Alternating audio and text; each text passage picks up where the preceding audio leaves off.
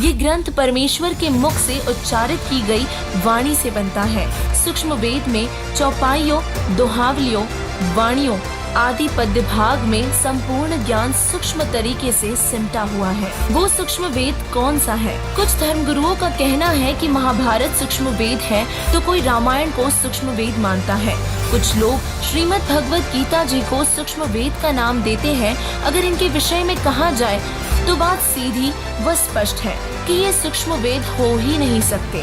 सूक्ष्म वेद की विशेषताओं में हमने जाना कि उसमें सभी धर्मों का ज्ञान समाया हुआ है, जबकि महाभारत में केवल द्वापर युग तक का ही ज्ञान है, तो रामायण में त्रेता युग तक का, और श्रीमद् भगवत गीता तो चारों वेदों ऋग्वेद, यजुर्वेद, सामवेद व अथर्ववेद का सारांश है। इसमें वेदों से अलग व पूर्ण परमात्मा की प्राप्ति का ज्ञान नहीं है, तो ये तीनों ग्रंथ ही सूक्ष्म वेद नहीं हो सकते। और इसीलिए सूक्ष्म वेद की विशेषताओं को देखते हुए हमें भी उस रहस्यमय वेद सूक्ष्म वेद की जानकारी हुई।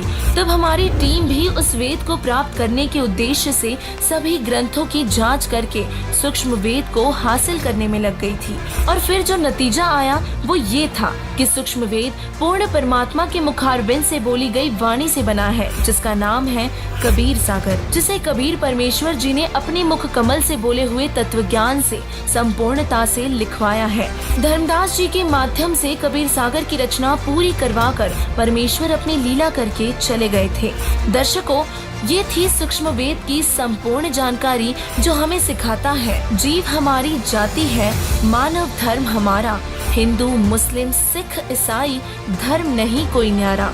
वर्तमान में सूक्ष्म वेद का भेद खोलने के लिए परमात्मा के भेजे हुए तत्वदर्शी संत रामपाल जी महाराज जी ही वो अधिकारी संत हैं जो सूक्ष्म वेद का भेद खोलने में सक्षम है। परमात्मा प्राप्ति के लिए तत्वदर्शी संत की शरण ग्रहण करना बहुत जरूरी है, अर्थात जितना जल्दी हो सके तत्वदर्शी संत रामपाल जी महाराज जी की शरण ग्रहण करें और अपना कल्याण करवाए।